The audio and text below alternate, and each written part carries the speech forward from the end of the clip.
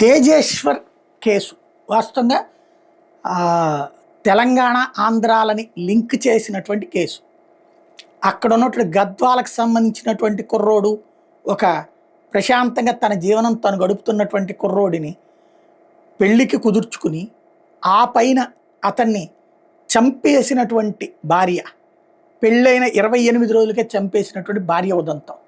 ఇందులో సమాజానికి ఒక పెద్ద ఆలోచించుకోవాల్సింది ప్రతి ఒక్కళ్ళు కూడా.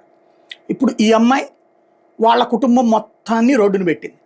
వాడు ఎవరైతే తిరుమలరావు అనేటటువంటి బ్యాంక్ మేనేజర్, తన బ్యాంకులో లోన్ తీసుకున్నాడు. ఇంకెంత బ్యాంకులో ఎంత మోసాలు చేశాడో తెలియదు ఇప్పుడు. ఎందుకంటే ఒక భార్య ఉండగా మరొక అమ్మాయిని మెయింటైన్ చేయడానికి, ప్లస్ లక్షల రూపాయలు ఖర్చు పెట్టడానికి, చివరికి మర్డర్లు చేయడానికి కూడా ప్లాన్ చేశాడంటే వాడి దగ్గర భారీగా డబ్బులు ఉండాలి.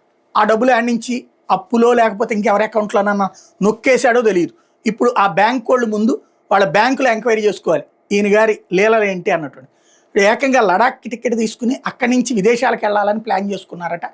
చివరిలో దొరికిపోయింది, అమ్మాయి దొరికిపోవడంతో ఇప్పుడు వీడు మాత్రం పరారీలో ఉన్నాడు. ఇప్పుడు వాడి భార్య, పిల్లలు, వాళ్ళ జీవితాలు సంకనాకిచ్చేశాడు. వాళ్ళ అమ్మ కుటుంబం, వాళ్ళ అత్తగారి కుటుంబం అందరినీ నడి రోడ్డును పడేశాడు. ఇప్పుడు ఈవిడ కుటుంబాన్ని నడి రోడ్డును పడేసింది. అదే సందర్భంలో ఆ తేజేశ్వర్ తల్లిదండ్రులు వాళ్ళ కుటుంబాన్ని నడి రోడ్డు మీద పడేది.